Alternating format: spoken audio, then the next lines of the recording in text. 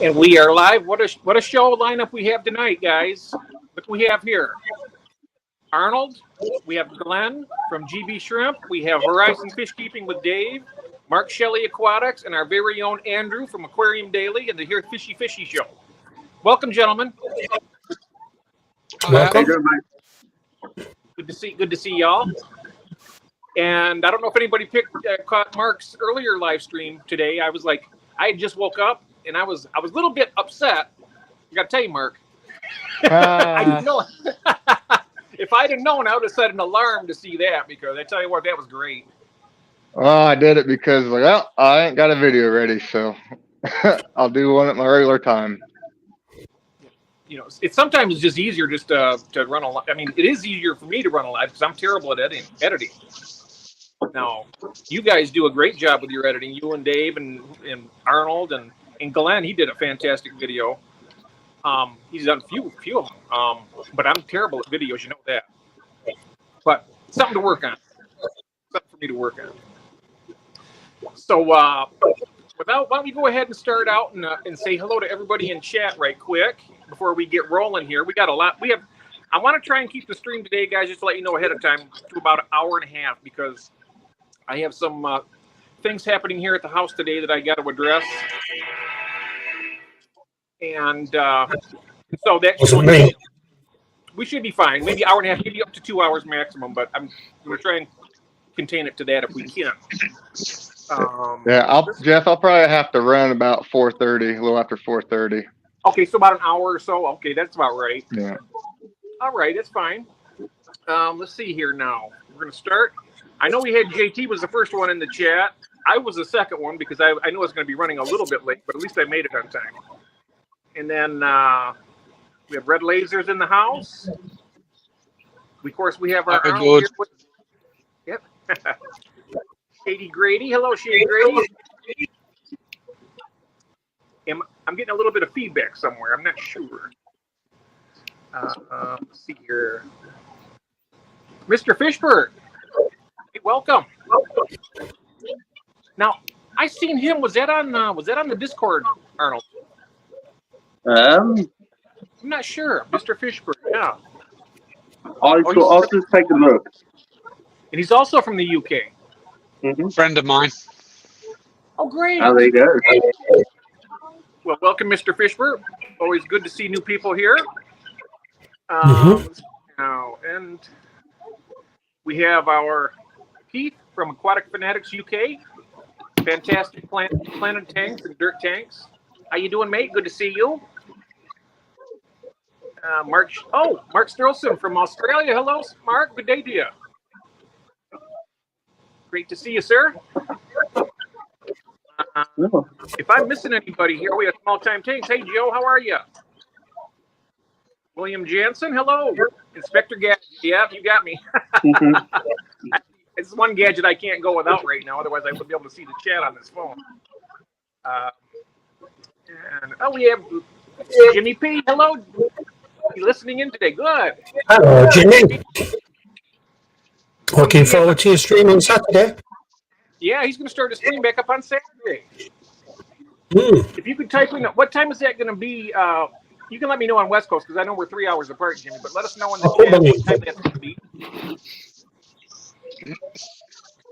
I mean, I could look it up, but I can't do it on my phone and do this. I'll do it now. Andrew's on it. Oh, you're on it. Thanks a lot, Andrew. Appreciate it. Horizon, and yeah, and we have Dave here on the stage with us. 11 a.m. So 11 a.m. your time. Central time says. 12. Yeah, I should be able to. I'll be up by then. 11 a.m. Central time. Okay. Nice.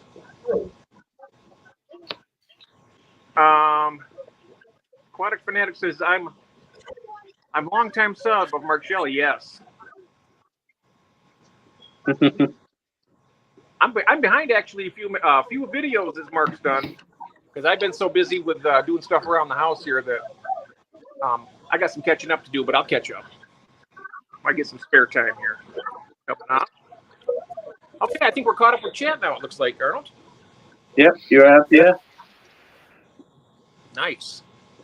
So as you guys can see in the title of what I had for this live stream, it's called the Shrimp Extravaganza, and we got some shrimp powerhouses here that I wanted to have with us and talk about shrimp and whatnot. And we got, we got the Carradina shrimp, and we got the Neo-Carradina shrimp. So I couldn't think of anybody better except to have Glenn and Mark Shelley here.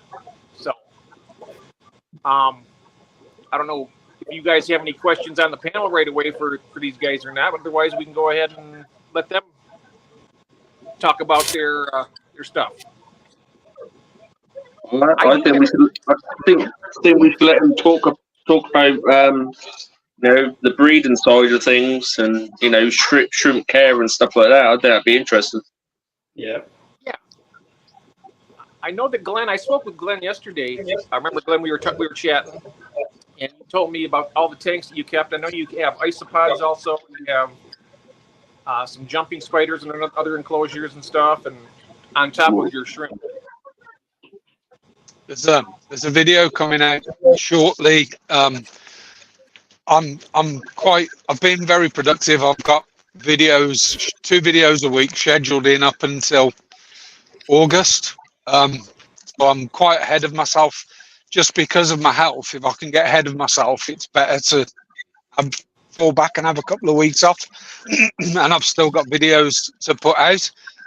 There is a video that's due to come out, and it's about what links everything in the shrimp room together.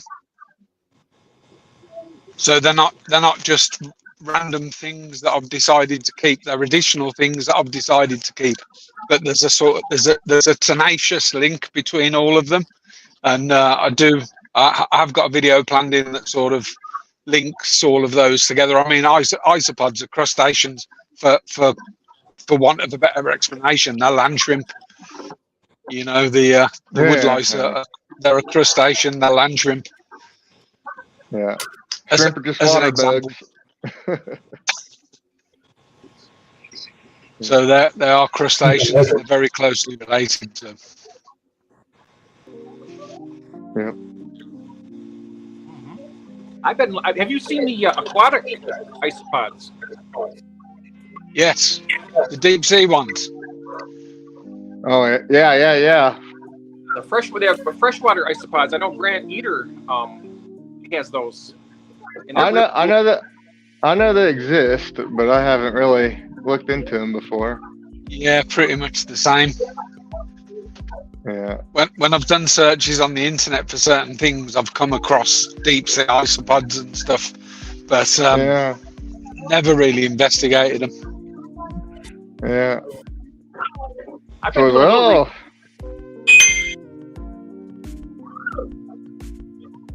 Oh, great. Hey, Dean. Hello. Welcome. Nice. Yeah, so I know that I was watching because I seen on your, of course, you have isopods, you have frogs, you have other things. So I seen isopods. So I wasn't sure if you had the aquatic ones or not. But the other one, the terrestrial ones are interesting too. I've been watching different stuff on them. The UK shrimp hobby is quite small. The Carradina side of it even smaller, and as a consequence, the business just about supports the business. And if I wanted to sort of expand, it's quite difficult. So the idea of the isopods were they use a little bit of room, they don't use up a lot of room, their temperatures and humidity is pretty similar to what I've got in the room. And the plan was that to get those breeding, sell off isopods that I breed and use the revenue from that to support the shrimp hobby. So that was the long-term plan. And how are they doing for you, the isopods? Are they in demand? Not tried yet. So I've got the website I've started building the website. I think the market's quite big in the UK. It's probably bigger than the shrimp one, but it'll probably mainly be, there's a lot of sort of micro exotics websites popping up. So it's sort of just not being able to get out of the house and sit in a chair for the last couple of months hasn't helped me to sort of get moving with the website and get that sort of. I was hoping to go live in May, and I've put it back a few months with that. Oh. Well, Just because couldn't sit at a desk. I certainly understand that. Yeah. You have limitations like that. It's difficult to physical stuff, and I'm all too aware of it because I've been dealing with situations here at home that are very similar, or hard to keep up with. Absolutely. Is somebody playing music? Yeah, I can hear that as well. I have some music in the background on StreamYard. Is it annoying to you? I can turn it off. It's louder than. Oh, is it loud? It's louder than voices. It's quite hard to listen. Yeah. Oh, okay. Very good. Thanks for the feedback. I will go ahead and address that right now. Sounds like someone has a TV on too. Yeah, like in the background. It's got a bit of an echo going. How's that? Yeah, it's better. It's better? Okay. I just find So it helps me to... Yeah, go ahead. Yeah, go on, Jeff. Oh, I was just saying, I like to have a little bit of background. It kind of helps me relax a little bit because I get so tense, and it just kind of mellows me out a little bit. So, I think Arnold says that he wanted to sort of chat about breeding shrimp and stuff. I think there's a guy in the chat, Mr. Fishbert, and Mr. Fishbert, whatever he gets his hands on, breeds really well. And I think he sort of hit the nail on the head, especially with harder to breed stuff and more sensitive species. If you get the conditions right and there's a food supply, they'll breed. If there's a constant food supply and the conditions are right, they'll breed. Yeah, keep them happy, and they'll keep breeding until they run out of resources. Yeah, absolutely. And then that's when you yank them all out and start it all over again. I'm doing that at the moment, actually. So that's what I've been doing today. I've got some aqua soils that are. I'm moving stuff around because I've got soils and tanks that need to be reset, but I'm using the opportunity because of the difficulties I've had with my back. Yeah. I'm using the opportunity to bring the stuff that I want to keep an eye on higher up the racks. So I'm sort of moving things left, right, and centre, but I'm having to. It's almost like a project plan where I'm having to say, right, I need to move that to there, bring that to there, bring those down there, and sort of do everything. My room's small. It's. I feel like I'm getting to the age where ceiling tanks are a bad idea. Ceiling tanks. Yeah, like I got like this much space between the top of the tank and the ceiling, and I'm standing on a ladder, and it's like, man, I'm getting in my mid 40s. I feel like that's a young kid's game. I was the other way, where when I had all my tanks in the house before we moved into here, I'd got stuff sort of 4 inches off the floor. Yeah. And you never see it. So when we moved in here, I made sure they were at least a tank's height off the floor. See, I had instead of trying to get 4 rows in a row. Yeah. I can't get up. If I get down there, I can't get up, and that's the problem. Yeah. Yeah. And if you think you're like that at 40, wait till you get to 50 and beyond. Yeah. It doesn't get any easier, I'll tell you that. Not really. I know from mid 30s to mid 40s, there's a big downfall. Let's put it this way, I wish I were 40. Well, you and me both. I can still get up off the floor pretty easy. It just takes me a little bit longer. Not terrible, but still. If I've got shoes on, I can just about get up. If I've got bare feet, I can't get up at all.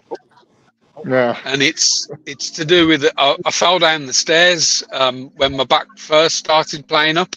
Fell down the stairs and broke my foot. I broke my foot, and ever since, if barefoot, I I can't get up on my toes. But if I've got shoes on, I can just about get up, pulling myself up on something.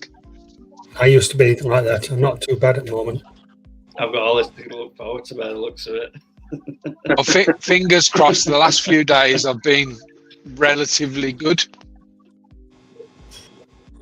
So I've managed to get out in the car and pick up a few bits from, like, well, the guys in the UK will know B&Q, but it's similar to Home Depot in the States type shop. Yeah. So I've managed to get out, and I did a click and collect for B&Q, which is similar to Home Depot in the States. So it was literally just it's only a couple of mile away, drive there, walk into the collection point, pick my stuff up and go. Yeah. 4 mil polycarb sheet. So, Glenn, in your house, are you in your garage? Yeah. Yeah. I thought so. Ground floor, no issues. Pardon? Said ground floor, no issues. Some of you know. Yeah. I mean, Jeff knows. Yeah. To get up here, just over there, I've got a ladder. Up and down the ladder. Okay. I wouldn't like that. I wouldn't maybe. I don't think Oh, So yeah. Close up on my nose again.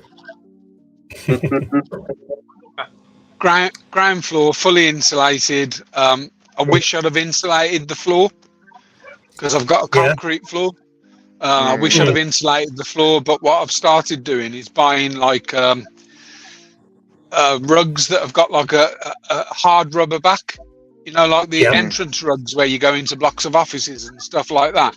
And they seem to be sort of just giving it enough. But if with hindsight, I wish I'd have put an insulation barrier down on top of the concrete floor.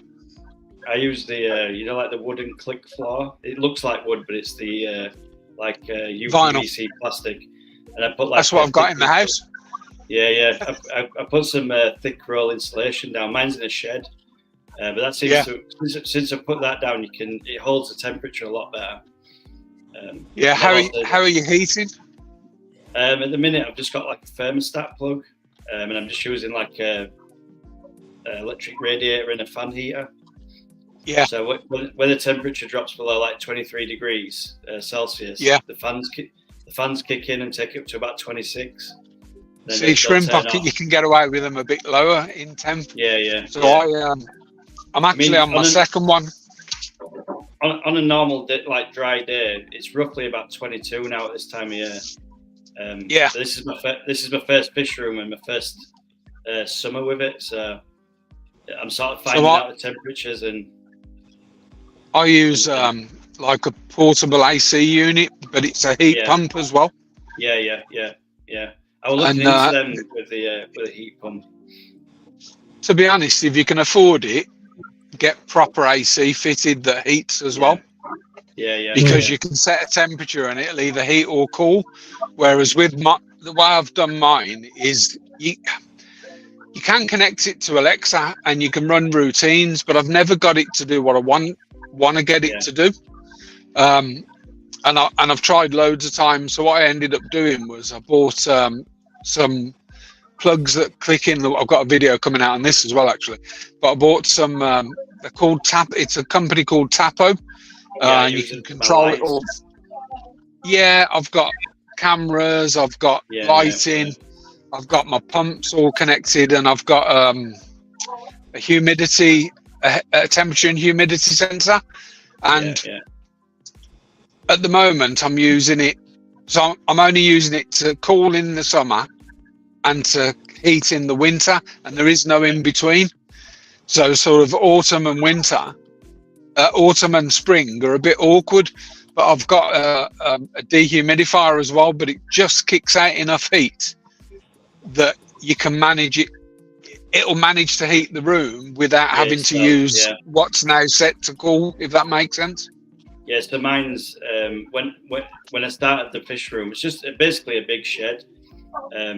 So when I started it, it was just a tool shed when I moved to the house. But I've insulated the walls, the ceiling, overboarded the ceiling, and put the floor down. And then I was using like the thermostat plug. It's just basically like a tapper. I use the tapper to do the lights of the fish room, but it's like a tapper, but it's got like a probe as well. So the probe I just sort of hang in the middle of the room, and that the fans will click on and off. The only thing I've noticed is the humidity gets like if the door's been closed all day, the humidity climbs.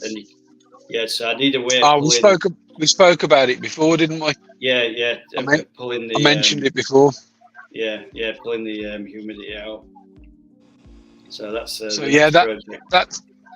that sensor. If you go for the Tapo one, the plugs don't need a hub, but the sensor does.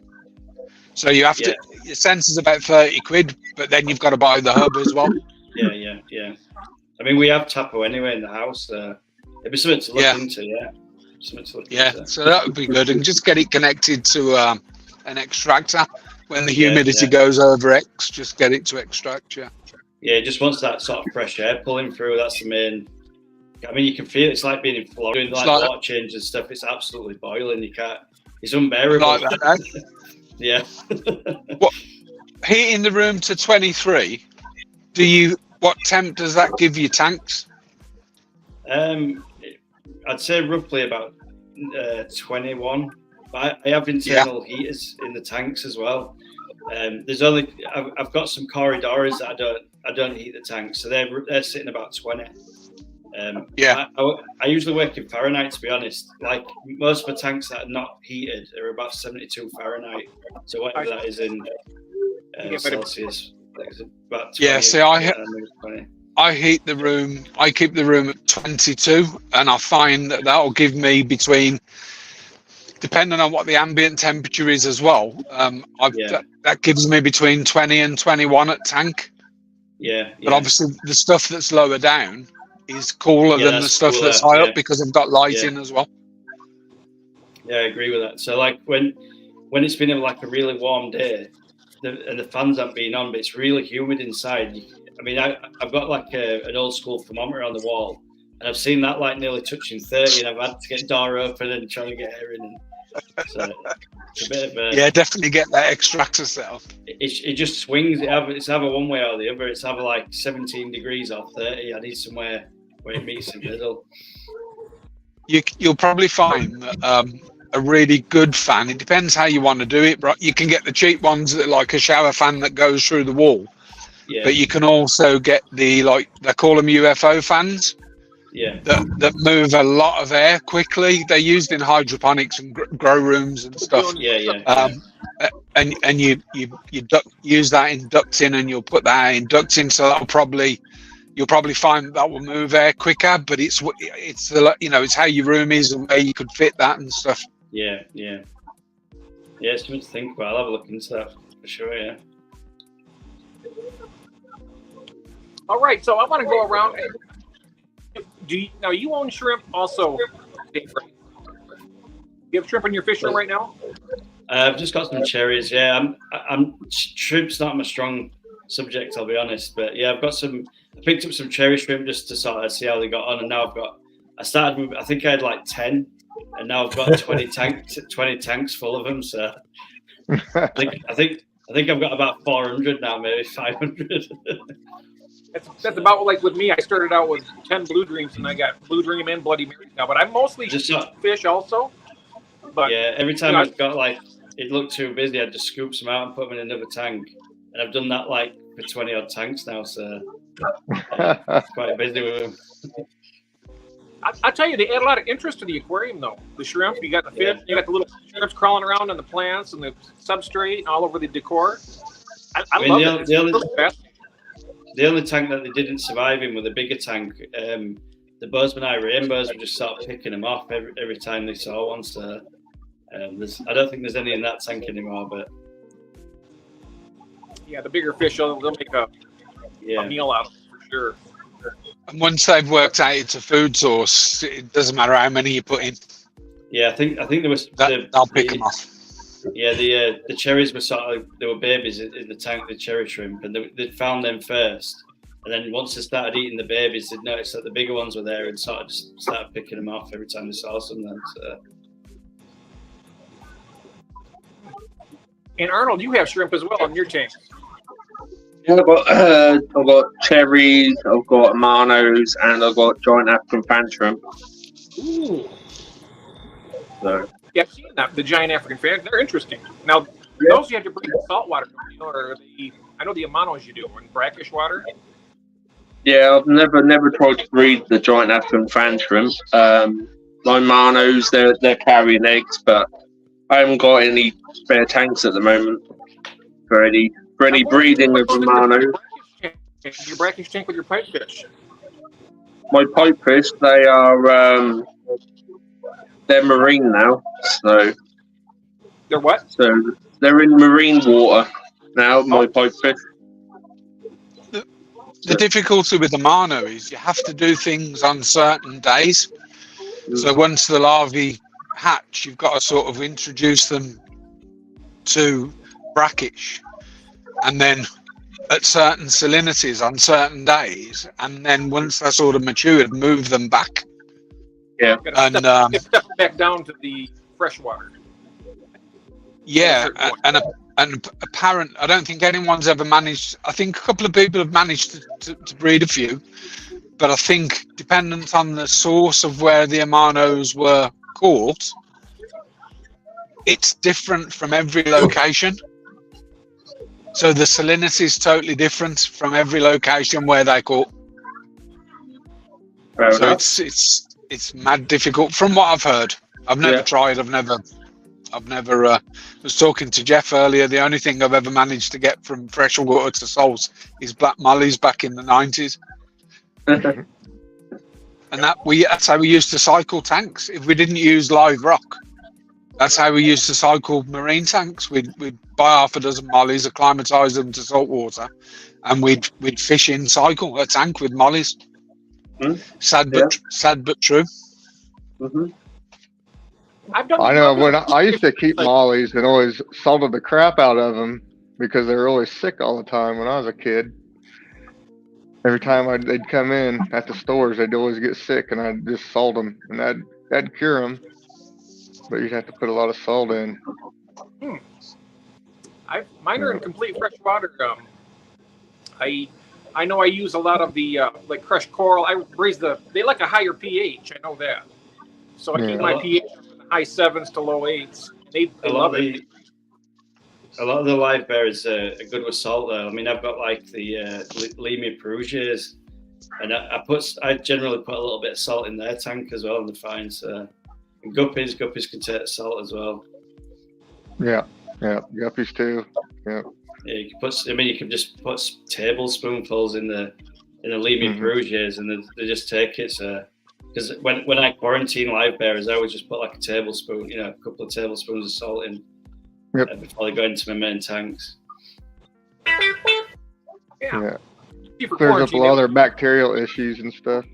Yeah, just to clear them up a bit before they go into my other tanks. So I've got one tank when I get new fish, I'll just pop them in there. And I usually do sort of like tiny bit of meth blue, leave them a day, then I'll water change it out, and then maybe do a tablespoon of salt in there, leave them a couple of days. Yep. Small Time Tanks is asking, can you use table salt? I'd use like rock salt, anything with no additives really. I use it's off of Amazon. It's just like a straight rock salt. I get like a big 3 kilogram bag of it. I always get sea salt to use in my tanks. Yeah, I agree. Sea salt's the one. That's the one I'd use. It's non-iodine, isn't it? You need a salt with no iodine and the caking agents and stuff. Yep. That's what it was, the iodine. That's what's bad. Yeah. A lot of preservatives and stuff go into table salt. But like the comment just there, as long as it doesn't have anti-caking and any additives really. But you can get like that's what I was thinking about earlier. The organic salt is what I buy off of Amazon in the big bags. Because they generally, with it being organic, they don't generally have any additives in. I mean, you can use like Epsom salts with no fragrances in and stuff. That works. Here, our non-iodine salt, it even has a notice on it says this product does not contain iodine, which is an important source of because they have to label it that it doesn't. In the U.S., it's weird. Generally, if it's ground up, if it's really fine, it's not really suitable. But you don't need to buy like expensive aquarium salts or all like that. I just use like sea salt, like you say. Yep. It's nice and cheap. You can buy it in bulk. If you buy it, the bigger the bulk, the cheaper it goes usually as well. Yeah. I've just had a look at Malden sea salt on Amazon. Oh, sorry, this is eBay. £10 for 570 gram. Yeah. The one I get's called, I'm not 100% what it's called now. It's just like an organic. It's like raw foods or something. The one that I get. I think it's about £6 for 3 kilos or something. Keith just said Malden sea salt. I'm wondering if that's Malden in Essex. Possibly. I just noticed on my container here, it says does not supply iodine. Unnecessary nutrients. But I've been told. They all say that. I use this to hatch my baby brine shrimp. So, you can use iodine salt to do that. But you can hatch brine shrimp's fine because usually you strain the salt away, so and wash the salt out. So that's fine for the brine shrimp. But when you're dealing with like the fish tanks, I'd use like the rawest salt you've got, and obviously don't bomb a planted tank with it because it'll kill all your plants if you put salt in there. Older near Elmsford. I tend to use like a eyedropper, and I'll put it has of course it has salt in it too into the tank, but it's only a minute amount. You figure when you do your water change and whatnot, dilute it down. I use like the Zist brine shrimp hatcher, and then use the Zist strainer. So like I strain the brine shrimp from the water and then wash it out into another container. So the brine shrimp eventually, it ends up in in just tank water usually, and then I'll put it into my tanks. I've got these, and these will work, but they are really a pain when you do the straining on the shrimp. Yeah, Zist do one. I'll go. Actually, it's just in the other room. All right. I've got this one, I think. Yeah, I've got the Zist hatchery. It works great, but when it comes to the brine shrimp, I put a light down at the bottom. All the shrimp will convene at the bottom, and they'll follow the light. Then I'll open the reservoir up into a little cup, and I'll just take it around, and I'll just dump a little bit in each tank. That's how I do it. Zist do this one. So I'll get all the brine shrimp in a jug, and then pour the brine shrimp through this. And it's like, I think it's like, I don't know, 50 micron or something. I've had this one a while. Then I get like a turkey basted with tank water in and wash this out into another container. So the brine shrimp obviously wash out with it. And then you end up with just the brine shrimp in tank water then you don't really have to do that. You can put the salt water in your tanks. But if you've got heavily planted tanks, then the salt will damage your plants. So I tend not to do that. I had people killing moss like that. They'd get a whole bunch of my moss, and they just feed their baby brine to their guppy tanks. And then the salt water dumping in would kill. Every time they dumped salt on the moss, it'd leave a dead spot. Yeah, it just ends up burning away eventually because obviously the salt builds up in the tank. Yep. No bingo on Jeff's stream. Nope. I don't have the technology. I tell you what, I really enjoy that though. I wish I could do it. Maybe you'll have to work that in sometime as a special or something. Let's try that. and Andrew, thank you by the way for I seen earlier that you sent that tip to me. That was very kind of you. I really appreciate it. That's fine. Thank you so much. We've had a few people come in to check, haven't we, Arnold? We have. Yeah, go ahead. So, we've got Monster Fish Girl. Hello, Lori. Welcome. We've got Shane. June popped in. Oh, yeah, we've got June. We've got First Class Fish. Nice. Yeah, I think that's everyone. I think everyone knew. You mentioned Pure and Trimple. Yeah, Marie. Yeah. Yeah. Yes. I've been watching a lot of her lately. Really good, great stuff. So yeah, we are all caught up. Wonderful. All right. So now you have your. So you talk about your now, Andrew. You have your shrimp. I know you've got black rose, I believe. Shrimp. I've got what? Tadpoles? Black rose. Black rose, yeah. Yeah. How are they doing? Many. Nothing. I think the tank's full of females. The cherry shrimps are full of females. The yellow ones, they're full of females. Because nothing's happening. No males. Nope. Wow. Well, if they are, they're pretending not to be. You need to dim the lights and play them some Barry White music. Yeah. And maybe a little, depending on the temperature too. I know that Mark was telling me that below 64 degrees, it kind of slows everything down. Oh no. You really want at least 60. You really want at least 68. Now, I get sunbreeding at 66, 67. I don't know what that is Celsius right off the top of my head, but anything over 68, you'll get reliable breeding, or should. It's about 19 degrees Celsius-ish in it, I think. Yeah, I think it's 18, 19. That seems really, really cool to me, but that's like the borderline for breeding temps. With Neos, anyway. I keep mine about 75 degrees Fahrenheit for my Neos, and they breed off the hook. They're just constantly, even with the fishing tank, their numbers are maintaining. Yeah. But they're not. Of course, you got the little fish; they'll eat the tiny shrimplets, so the numbers aren't growing very fast. It's just real gradual. Yeah. But I think the 75 degrees, I think low 70s are probably about perfect. Yeah, I aim for like 70 to 72. That's perfect, in my opinion. But they do fine warmer. It's just. And also, I think how much if you feed them a lot too, that tends to get them primed up, ready for eggs, and. Yeah. Well, we used to do well with the. Shrimp. But then, like I said to you, Jeff, before, lower the temperatures on the tanks while we had the energy crisis, and then increased. Just haven't done anything since. Yeah, June, that works for the shrimp, but not so much for anybody else. I had to pop that up there. Yeah.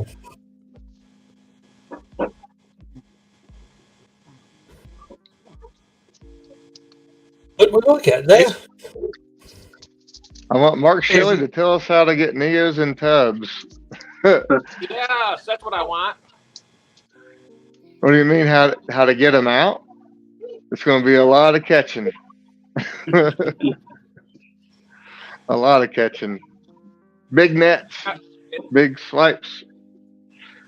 A lot of catching. Not for the faint of heart either. If you don't like work, I would recommend what you're doing. That's a lot of work. No, I got to set them up every year and take them down every year. That's going to be a lot of work. But what else am I going to do? When it comes time to catch all those little baby shrimplets out of those big tubs, it's going to take a little time. Yeah. It's going to be a lot. I figure when it starts cooling down, when it starts dropping below breeding temps at night, I'll start catching all the ones I can out, and then they'll stop breeding mostly, and then I have until it freezes to get them all out. So they'll have a couple of months to kind of grow up a little bit, and then I'll drain them all down. It'll be a lot easier when you drain it down to get all the little ones out. Definitely. I can only imagine, because trying to catch those little ones out of a 10-gallon tank even can be a pain. They're so tiny, Yeah. especially if you got eyes like mine. How big are the tubs, Mark? I have 10 of them total, and 8 of them are 110 gallons, and 2 of them are 100 gallons. Yeah, you're gonna need a big net for that. Yeah. Yeah. I've almost thought about putting getting seam nets. Yeah, I'd get some sort of net for them. A big net with small mesh.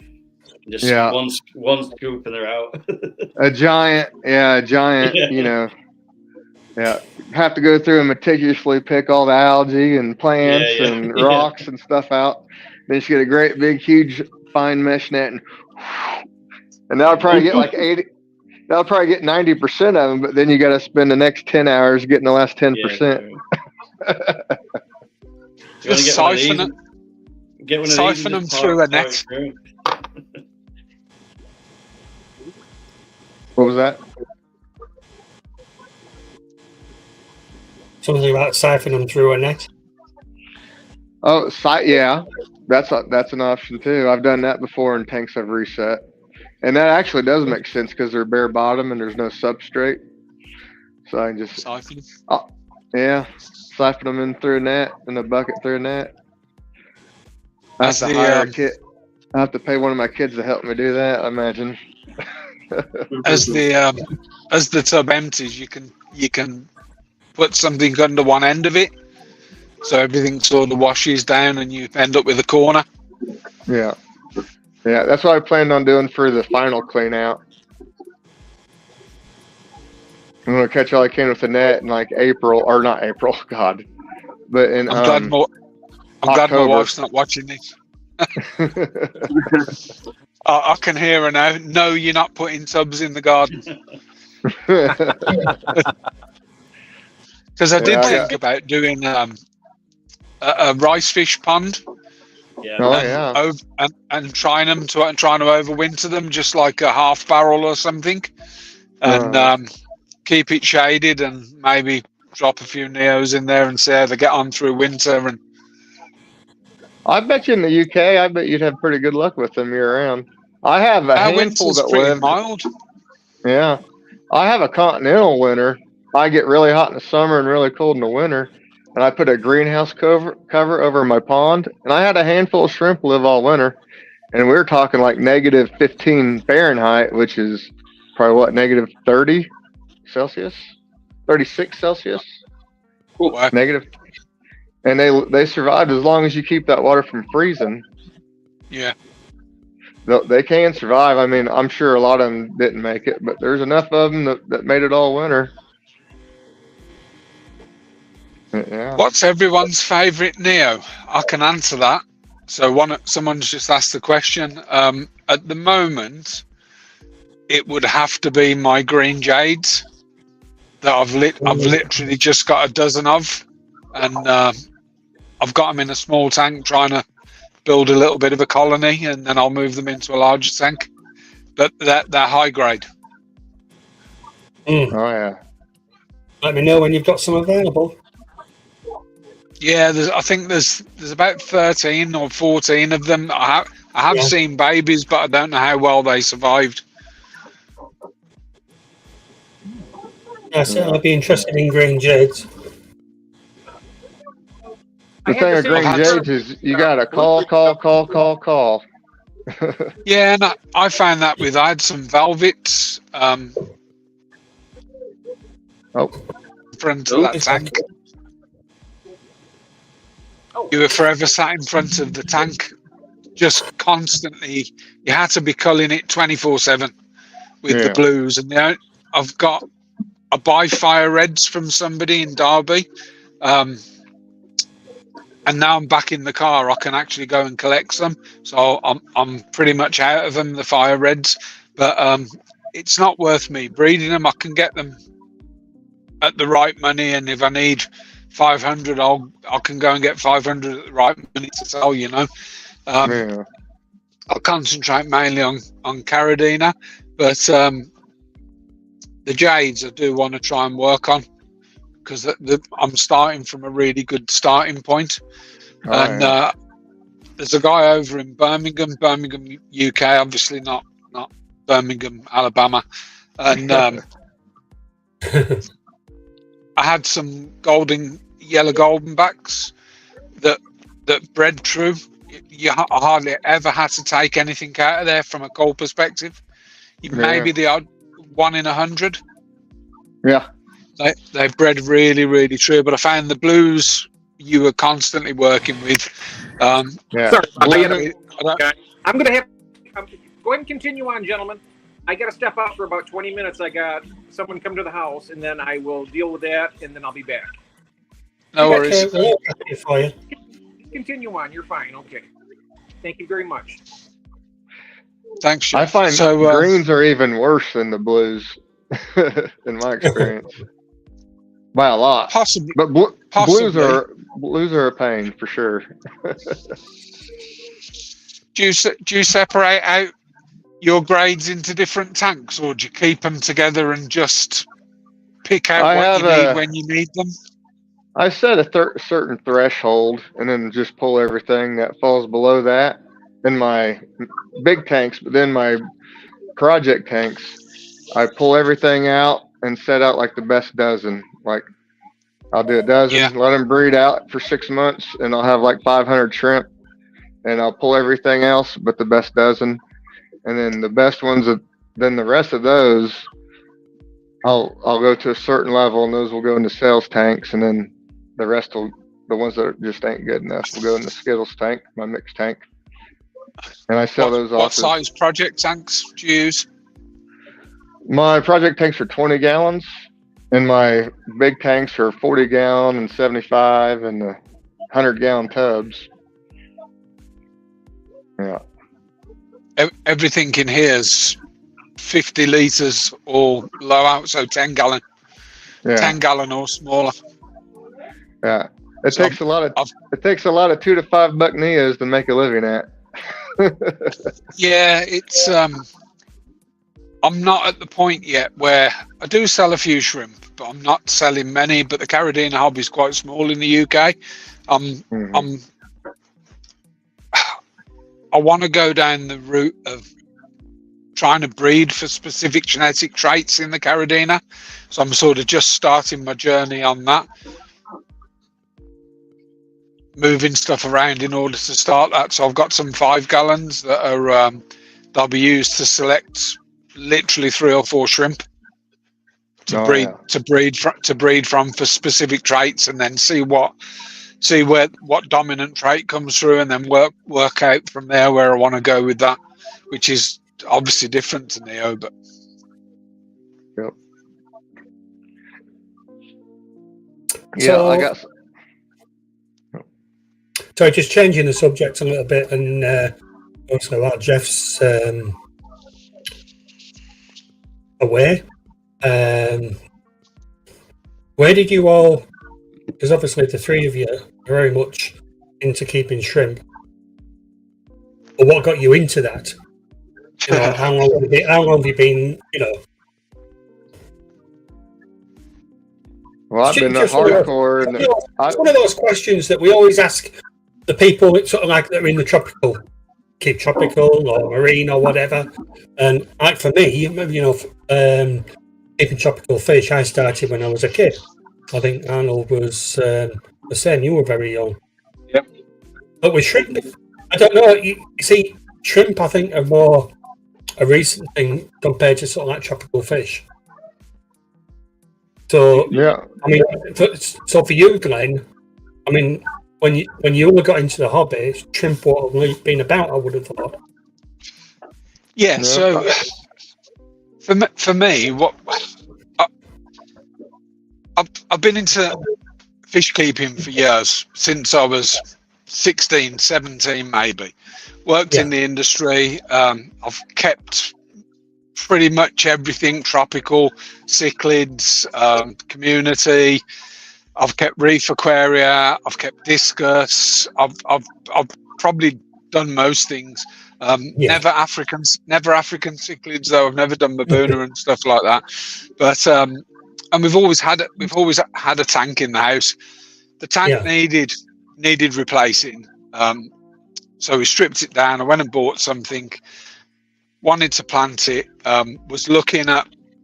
So we moved our community fish. We'd just got a community fish of tropicals in there, and I started watching a few videos on on YouTube. This is probably 3 to 4 years ago. Started watching a few videos on YouTube. Aquascaping seemed to be the thing, and I've always had an eye for decorating a tank, whether that be plastic plants or rock, bogwood, whatever. Bought myself a load of 1-2 grow tropica plants. Bought myself a bag of aqua soil. Scaped a tank, and I'd already read into using nerites and amano shrimp to control the algae. Yeah.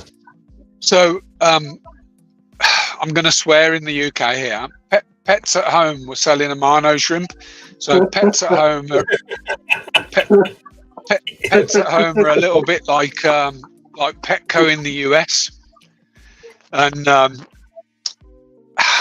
went and bought a bag of amano shrimp, 5, 10, I can't remember what, and just through, I don't know why, when I acclimatized them, and I've always tipped my bucket water through a net, and I tipped it through a net, and I noticed a little tiny red shrimp. Not very brightly coloured, but a little red shrimp. And I've got nowhere to put him. Couldn't put it in the main tank because it had just got eaten. So I thought, I'm just going to throw it in here and see what happens. And a few days later, out he popped. And a couple of weeks later, it was still going and he was getting bigger. And I thought, he needs a friend. So I went and bought him some friends, joined some Facebook groups and band groups, and one tank turned into 2 tanks, into 3 tanks, into 4 tanks, and I was still Skyping at the time. I've just sent Jeff literally this week some pictures of my early scapes, and then there's somebody in the chat called Mr. Fishbert, Rob, and I got chatting to Rob online about keeping Caradina, and I'd gone through Neos. I was really successful with Neos, and I wanted to keep the harder to keep Caradina species. So I understood water chemistry. I understood RO for my years in fish keeping in one sense or another, and set up my first tank. And his name's Rob, by the way. And I asked Rob to sell me some Mishlings, so they're Caradina calls, really. The hybrids, just coal shrimp. And he sent me them, wouldn't take any money for them. And he sent me some Galaxy fishbone shrimp as well. They started to breed. I like the Galaxy fishbone, so I set up another tank, and my three or 4 tanks in the kitchen, in the dining room, turned into a rack, turned into 2 racks, that turned into 3 racks. And long story short, I was getting threatened with divorce and all sorts. So I decided to move everything into the garage, but I needed to obviously do some work in the garage. And at the time, I'd got quite a bit of disposable income from my job. Tiny bit of mortgage left at the time, and I wanted to set up stuff that was I wanted to set up a business that would supply specifically to the shrimp hobby. But the reason for setting up the business was I wanted to teach my son, who was 18 at the time, all the aspects of business. So stock control, procurement, accounts, sales, marketing. There was so much to sort of teach with that. And he showed no interest at all. And long story short, I got ill and my life changed about 18 months ago.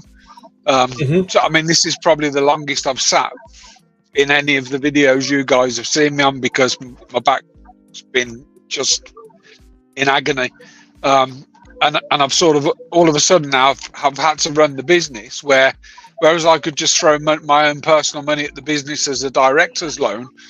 I can't do that anymore. So I've had to sort of change my business model to run it as a cash flow business. So I can't buy stock unless I've sold stock. So I'm actually running the business as a business, and I have good months and bad months. I do like to spend money on things. So the business helps me to buy things for the business, if that makes sense.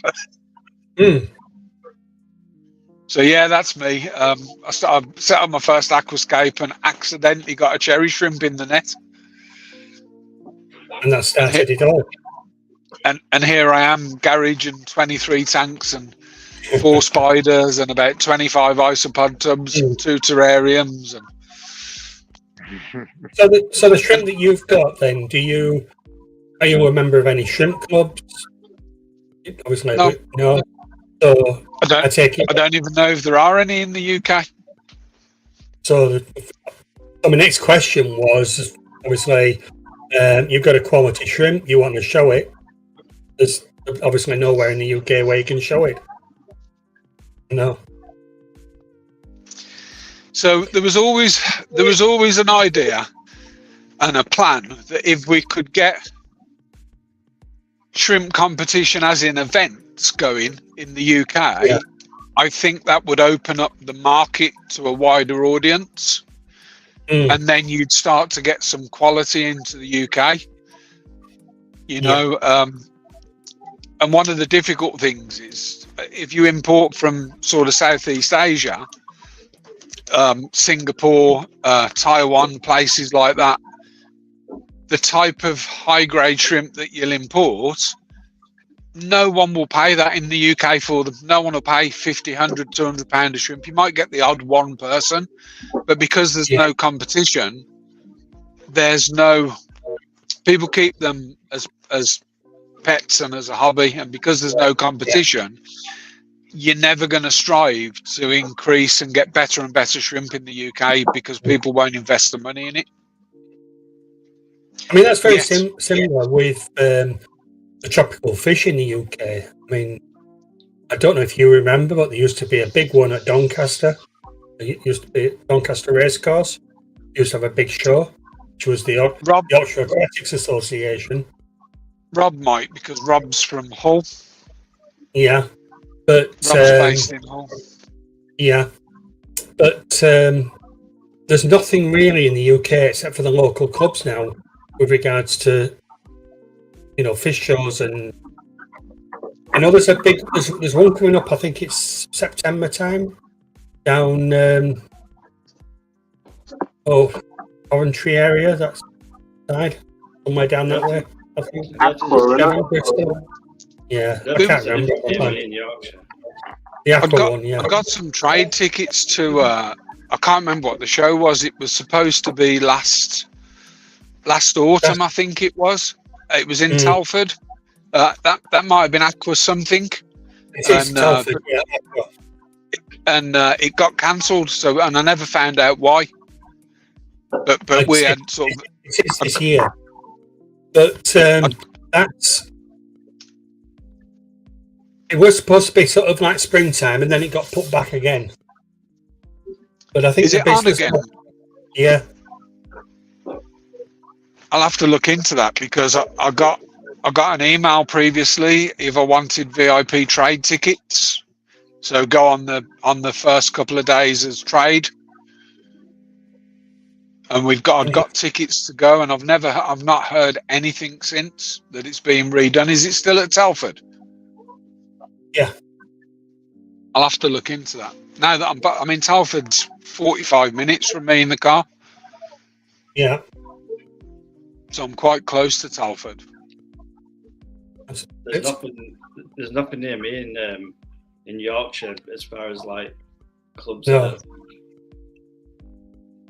I mean, I do a lot of on the goldfish side, but even myself, I've got to go down to places like Bristol to get anything decent, Coventry, that sort of thing. Bristol's a few hours for me, so I can imagine what it's like for you. It's a while. I mean, what, 3-4 hours to get there? The guys in the States, we're talking about 3 hours travel, and they wouldn't think twice of driving for 3 hours in the States. But I know. Mind you, I suppose the problem with 3 hours here is you're just stuck on the motorway in traffic for 3 hours. Last time I went to Bristol from Yorkshire, it took me about 7.5 hours to get there. it's not easy. No, It's a long definitely way. a stop. Definitely a stopover. You're close to Bristol, aren't you, Arnold? No, I'm down Suffolk. Oh, you're So, over the other side. Yeah, I'm over the other side. Yeah. I bet you I'm farther away than all of you guys.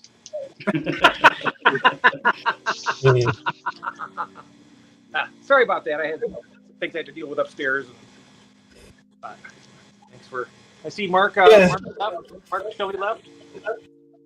Yeah. Oh, yeah. He said he had to go, didn't he? Oh, did he? Yeah. Well, I was just asking Glenn, obviously, how he got into sort of fish keeping and the shrimp side of it. So we just had that story, and then we were just discussing clubs in the UK. And the lack of. I mean, there's nothing in the UK like Aquashella. I mean, we went to. It was advertised. Me and the fish lady, we went down to a show last year, and it was advertised as fishkeeping extravaganza. So with a name like that, you expected it to be sort of like kind of big. And we got down there must have been about 3 tables with second-hand stuff on it. And I walked around the fish and we were back out in an hour.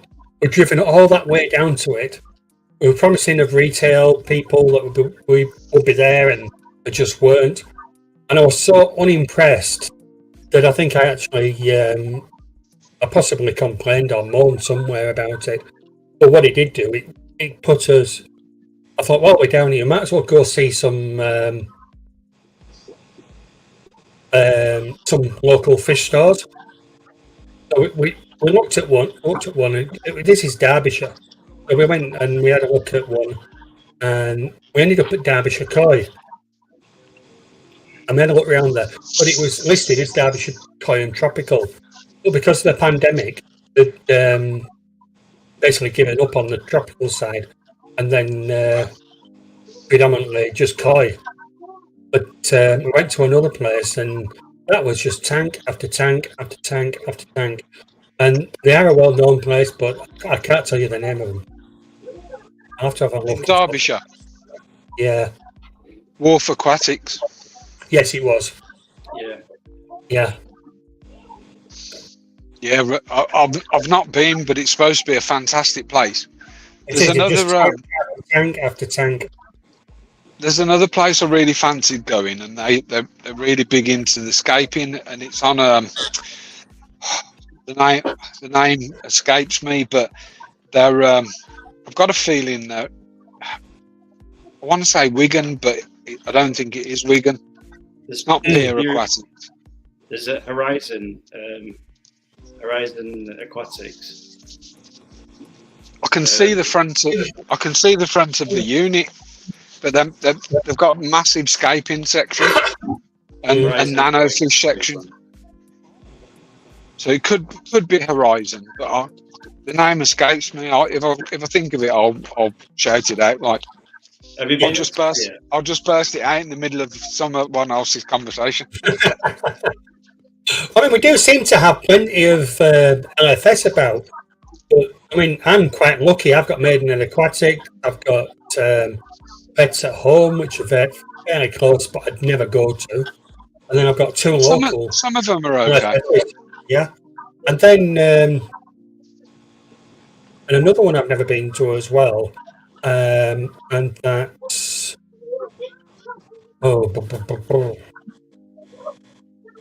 Newlyn Aquatics, but they tend to just deal with cold water fish, like goldfish. And some of the goldfish they're selling are like nearly 200 quid. I'm thinking, yeah, okay. High dollar fish. Those are high quality. I grumble when I've got to pay 40 quid for a goldfish. Which how much is that? What is that in US dollars? 40 quid. Is that like 40 pounds? $55. $55. Oh, that is an expensive fish. I mean, from my point of view, it's a pricey. Well, if you remember those pandas that I got, and the chocolate aranda for Donna, We spent quite a bit of money in there that day, and that was over Appleware. Do you know what the genders were with those pandas? Did you get a mixture of male and female? Sorry? We're not quite sure. They were too young to really. I mean, with goldfish, you can't really sex them until they're coming to season. Oh. Well, fingers crossed. Unless they start chasing each other, but there's no chasing going on. Oh. Okay. Maybe they're still too young. Yeah. To be honest, I've had no breeding off any of the goldfish this year. Oh. Which we did last year. Is it this the time of the season that it takes place for the goldfish? Yeah. Springtime. Yeah. I mean, it's the same with shrimp, really. And what I find it is you get this springtime boom. Was that me or somebody else? Me. Sorry. I'm not sure. I hear it too. It was me. I've still got my button thingy bob here, and I just knocked it. It's all right. Yeah. I did. Talking about springtime breeding, I had some shrimp called pure redline, so a type of crystal shrimp, and never did any good with them. I've really struggled with them. Never managed to get the breeding, and I took somebody said they'd buy the last sort of 6 or 7 off me, and I needed the tank for something else, so I've put them in a breeder box hanging on the side of another tank, like 2 litre breeder box, and the 7 shrimp turned to 6, and now there's about 56 in there. He says, "You're still selling them?" I went, "No." Do you want to buy some? Yeah. Oh dear. Mr. Fishburne saying that Pure Aquatics, along with Turf, is a nice fish shop as well. Yeah, I can't think of the name of this shop. They do a good. They sort of I bought fish from them mail order, and the shipping's expensive because they use a pet courier. But I bought fish from there. They were the only place I could find Galaxy Rasbora and Cabot eyes. Oh yeah, I love the for a project. Yeah, Cabot eyes are stunning, man. Pure Aquatics, is it? It's not Pure. No, I got TMC Aquatics. No, I'm just looking on the map. Hemfish. It'll come to me. It's doing my head in. Was it in Wigan itself? I'm not even sure if it is Wigan. I just know in fact, it's not Wigan. I think it's Manchester. Right. It might be Manchester. Mr. Fishburne, Rob, me and you were going to go there. It's near your sister's. What's that place called?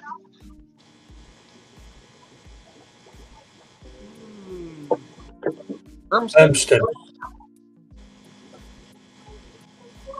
Yeah, What's Keith he is saying saying?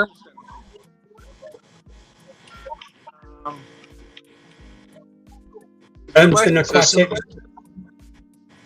What was that? Urmston Aquatics. No. Is it a unit or a shop?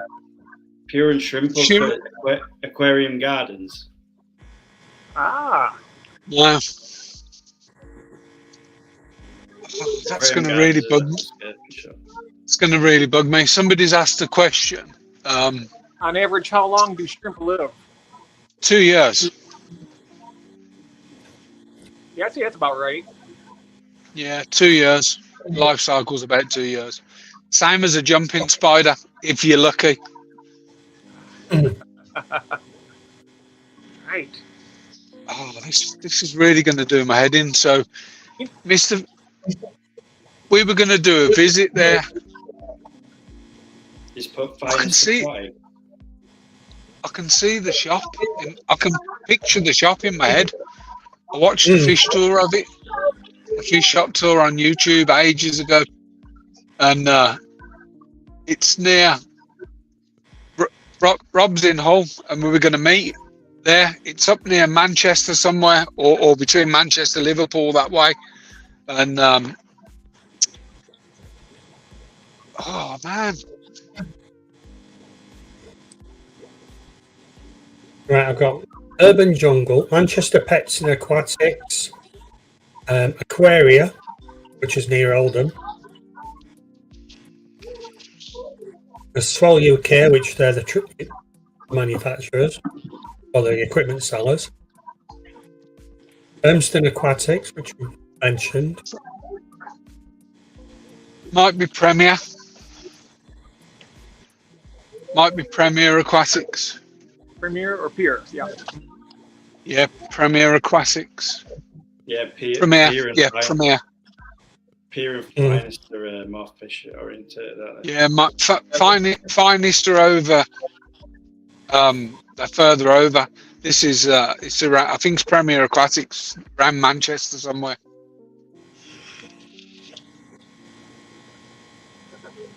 But yeah, somebody else answered and said shrimp live on average between 1 to 6 years, depending on species. So Amanos will live quite long. I've got Amanos that I've had for ages, whereas Caridina and Neocaridina tend to live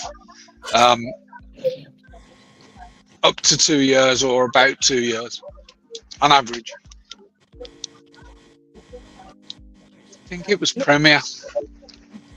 You know, I've had a question for Arnold for quite some time, and I don't know why I haven't asked this yet. I know that you live close by a pet store. Is that the only pet store that you go to, or do you have other ones in your town that you prefer? Who's that? That's to Arnold. I've just got the one just opposite me. That's it. That's all I can get to. Oh, okay. But if I could, I'd go like to Norwich and all that. There's loads up in Norwich. Absolutely loads. But unfortunately, I don't drive. I just drive people up the wall instead. So, True. what was that, Andrew? I said true. Oh dear. Other than Petco and PetSmart and stuff like that, we have the big box stores around here, but we only have one LFS, and it's a nice shop, and they have a lot of stuff, but kind of, I don't know, even by our prices, which are generally a little bit lower than what you guys have to pay, it's really Take care, Ian. quite expensive. Oh, is Ian taking off? Hey, Ian, thank you so much. I tend to make a point of visiting shops further away to do videos. I try to get to as many as I can. Do you contact first? I do on some of them, yeah, but some of them are a bit like Pier Aquatics. They're not great for letting you film, so you just sort of sneak film a little in there. But yeah, I get some shops contacting me, to be honest. Since I've put more and more tour videos up, I've had shops sort of messaging me saying, "Do you want to come down and do videos?" So the Nautilus one, they were actually the owner's daughter that contacted me through Instagram. So I went to do a shop tour there, and they offered me to come back and do like one when the shop's closed and stuff. That's they were good. Stay behind. So I'm gonna go back and sort of do a tour with the manager of the shop. So we're just sort of gonna film them as I go around and. I've done one in Marmaris, Turkey. Oh, nice, nice. It weren't. No. Did you guys hear last week when we were speaking, when we were talking about, I was talking about the possibility of doing a live auction? Yeah. Did you hear anything about, you heard that? Okay. I don't know if you heard that yet, Glenn. I was talking with Arnold and Andrew, and we were thinking about the possibility of doing that. It turns out, and if we get the opportunity for, let's say that Dave from Horizon, he's got fish he wants to sell, he could auction them off. It would be like a a multi-country. I have the United States in mind, of course, UK, and Australia. And that way we'd have like a representative of each up, and then each one of us in turn would have, an item. We'd have a guest on, okay? Say, in other words, that if Arnold's running the UK, and Dave comes on as a guest. Let's say Dave has, a couple lots of fish that he wants to put up for auction. We do it, and then it would only be for each country. In other words, he would have to either arrange shipping from his country or arrange a pickup that would have to get his fish. But we've had those here in the United States auctions, and they're really good. I'm not trying to reinvent the wheel here or anything, but I know Skipper's Aquariums does an auction, and it's really fantastic. And I thought, well, he does it a couple times a year, and I thought, well, maybe I could try it once a year or something, maybe once or twice a year if it works out. But I thought to myself, well, that's just contained to the United States, and I got people from the UK that watch that, and we're like, oh, I wish I was in the United States. We could have an auction too. I thought, well, why couldn't we just do it like we're doing our live streams, like he does it? So, we can cover more than one country. That might be fun. Yeah, I'm up for that. Okay. Definitely. You got to take a little planning, and Yeah. I'm not sure if Keith is still out. If KJE Aquatics is still out in the chat, if you're still there, Keith, let me know what you think about that. Somebody just put something up, YouTube auction, something. A comment. There you go. Picture. Next auction of Skippers is June the 15th. I'll be out. Yeah, Skippers is on June the 15th, yes. And Lori, what I was thinking about trying to do something like later on, maybe like in August or something. Something like that would be kind of fun. Give us a chance to have another auction, get more people. What I like about it is we got hobbyists. We got, like Dave and myself. We got, and Glenn has a business, so he has stuff he probably wouldn't mind putting up for auction. And same with Arnold. He's got a lot of beautiful fish, and he could probably, make room for fish by selling some of the ones he's got already. What do you think about that, Arnold? I was going to ask you about that.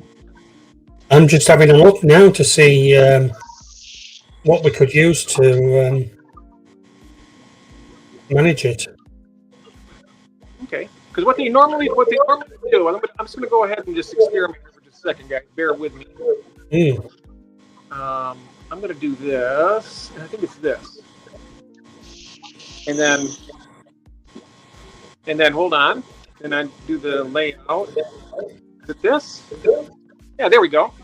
So in other words, we'd have I didn't mean to put you on the spot, Arnold, but let's just say that, we have you and you're showing your fish or whatever in auction. We'd be off to the side. We have the moderators who would be in the chat who would be keeping track of the bids. In other words, they would have a bid and have a high bid. They keep track of that for us. And it would be a time like we're let's say where Dave's got his avatar up right now. We'd have one of those spots open, and somebody on the team would set a 2-minute timer or a 3-minute timer, whatever we decide to do. And during that amount of time elapsed, would give the bidders a chance to get all their bids through. And at the end of that, whoever has the high bid wins. So, but it'd be a layout similar to this.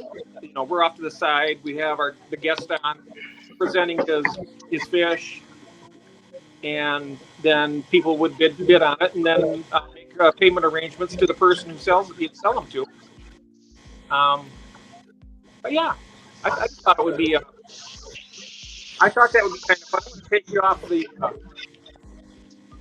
Put it back to this. I think the only difficulty from a UK perspective is shipping, and locality.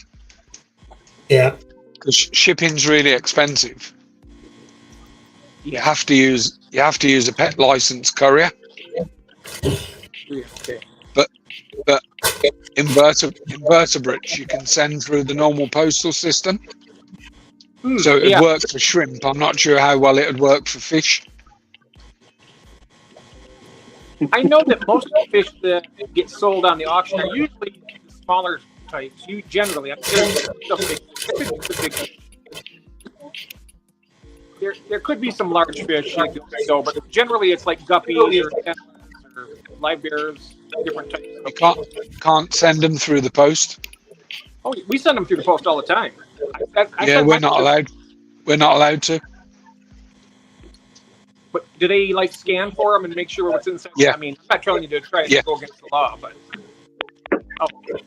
they do. Okay. You used to be able to send fry, but they've stopped that now as well. Oh. Well, maybe we'll might have to keep it contained to like invertebrates for the UK then. I don't know. Shrimp and I mean, you can do isopods too then too. Invertebrates you can. Yeah. So, I mean, whatever don't get me wrong. People probably do send them, and I imagine some of them get through. Are you hot? Andrew, are you hot? No, not me. Oh. I think I know this. Oh, okay. Sorry. But I guess what we could do is we could even stipulate at the beginning of the auction, say for the UK based, that if you want fish, just make sure that you're able to maybe work out an agreement where you can have them pick them up or meet somewhere to have the pickup or whatever.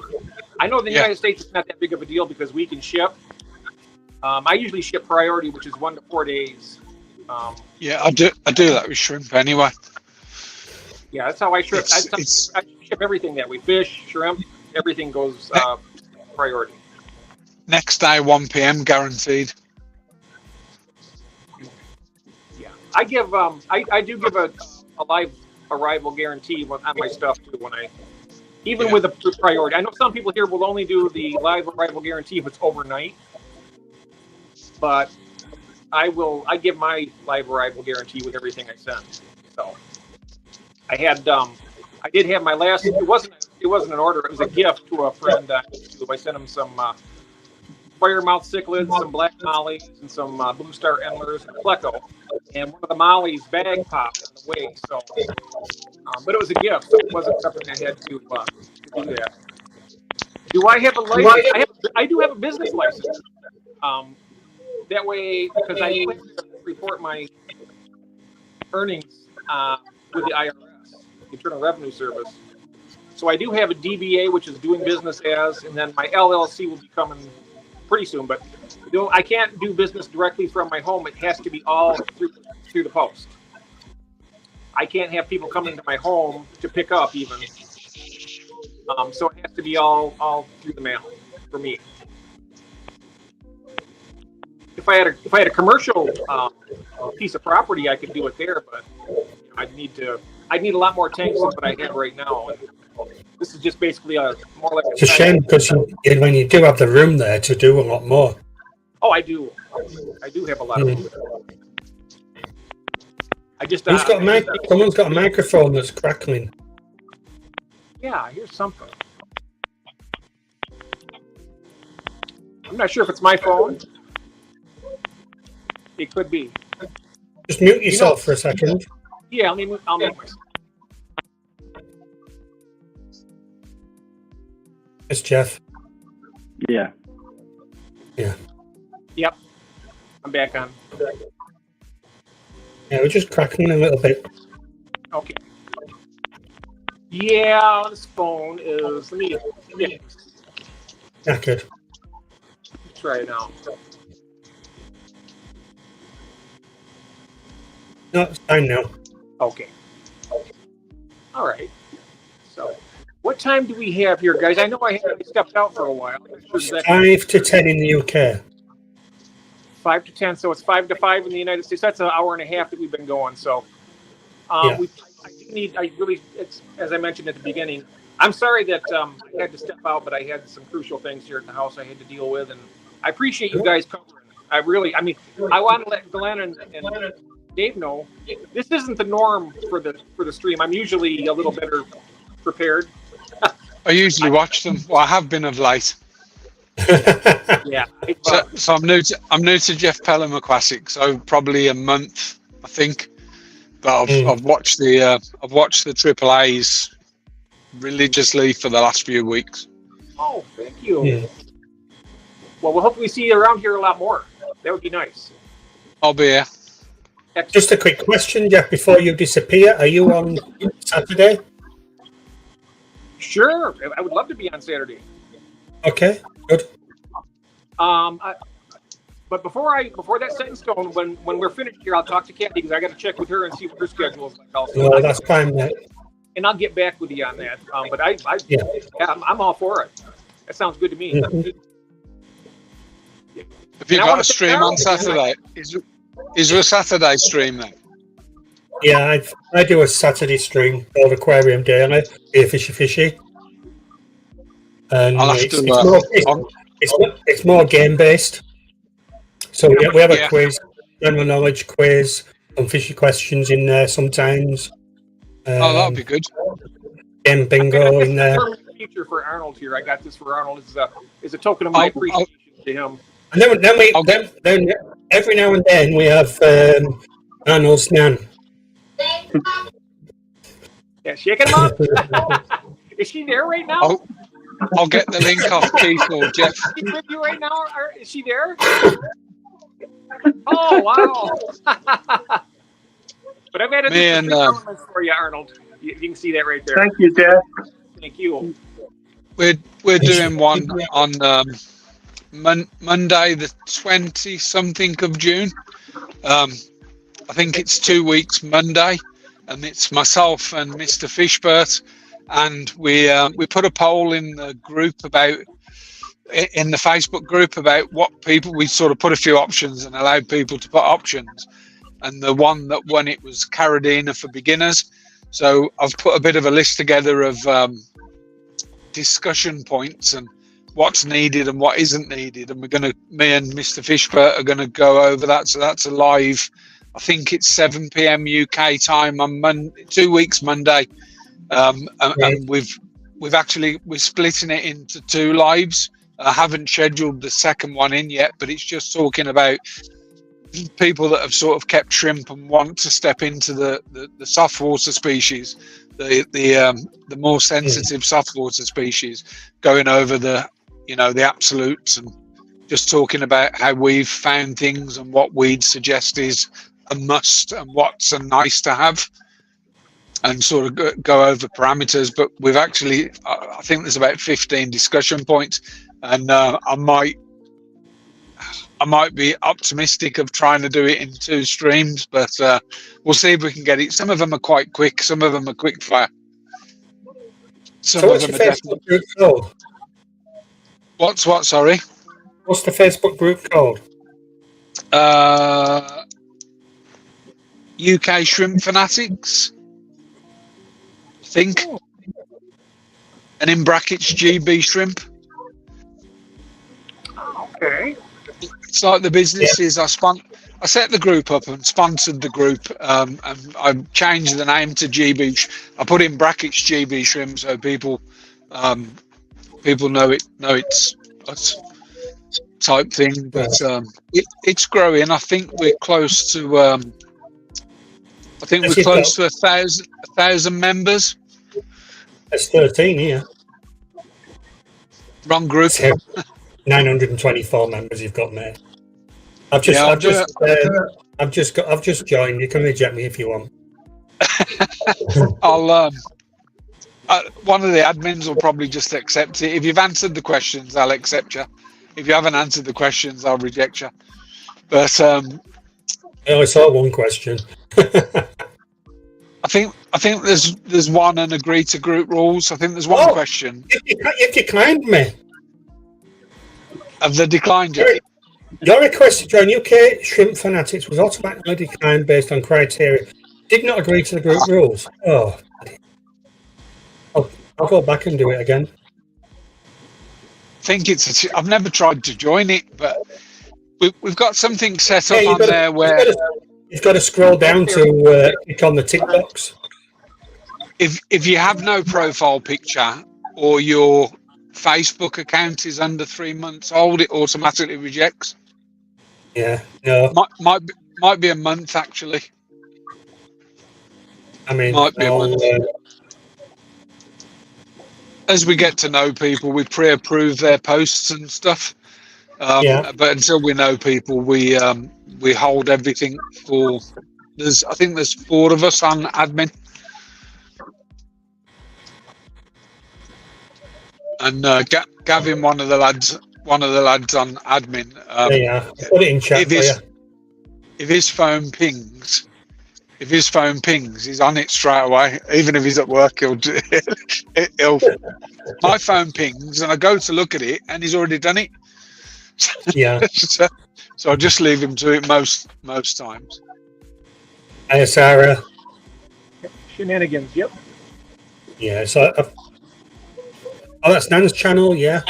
Forgot about that, Arnold. Any more new content? We've got plenty. Y'all just got to upload it.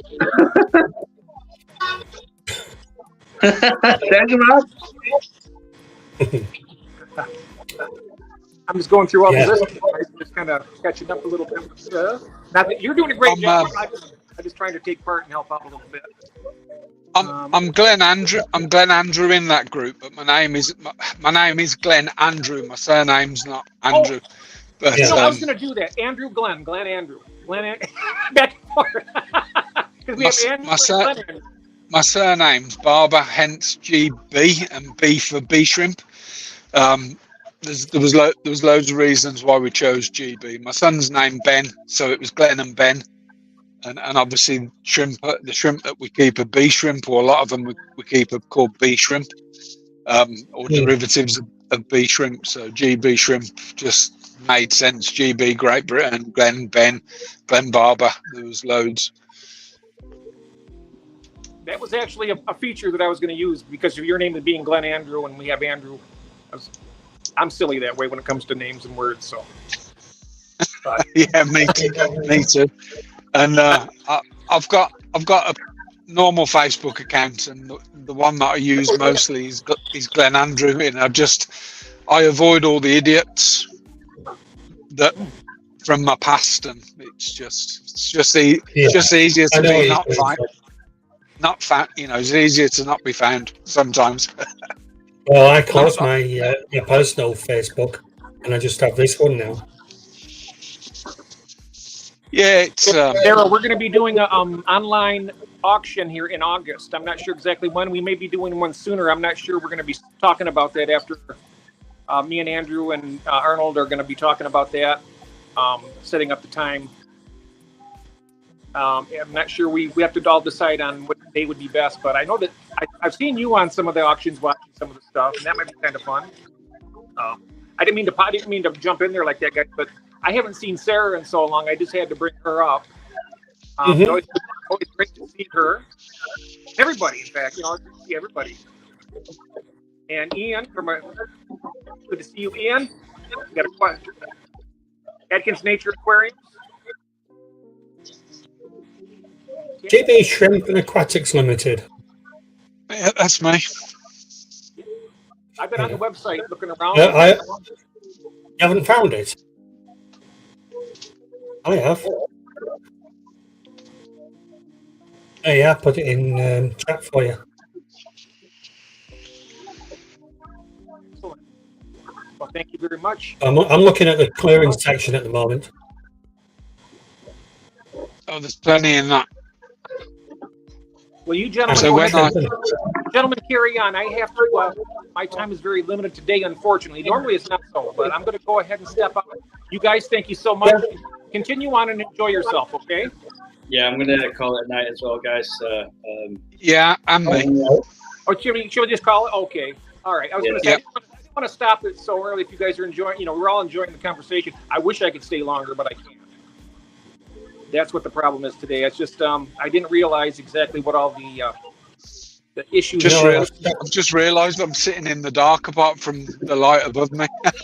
all my lights have gone off. Right. So, alrighty, gentlemen. Thank you so much, everybody in the chat. Thank you. Thank you. I'm sorry about my discombobulation earlier. I had to step out for a while, but these fine gentlemen here took over and carried the way. I appreciate you guys very much. Thanks, guys. Yeah, Thanks, Thank you, Jeff. Thank you, Dave. Thank you, Mark Shelley, for coming in, and Andrew, of course, and of course Arnold. I wouldn't be anywhere without Arnold right now. Take care of the stream. Doing a fantastic job. So, guys, have a good evening. Take it easy. And you, mate. Take care. Bye-bye. Don't Bye-bye. forget, feed yourself, feed your family, and don't forget to feed your Feed your addiction. addiction. Feed your addiction. Bye-bye. And Take don't care. forget bingo Bye-bye. tomorrow. Yes, and tomorrow. Bingo. Yes, that's right. Go tomorrow. Yeah. At 11 a.m. Okay. Well, it's What's set 7 a.m. at here? 4 p.m. UK. So June needs to set her alarm clock. What's for 1 o'clock then? 4 p.m. UK would be, well, you said 4 p.m. UK? 4 p.m. UK, yeah. So that's 11 o'clock Eastern Standard Time. Okay. Okie doke. Okay, well, thank you again, and I'll see you tomorrow. Hopefully I can get up. I'll set my alarm. Mm-hmm. Take care. Thank you again, guys. Thank you. Bye-bye. Bye.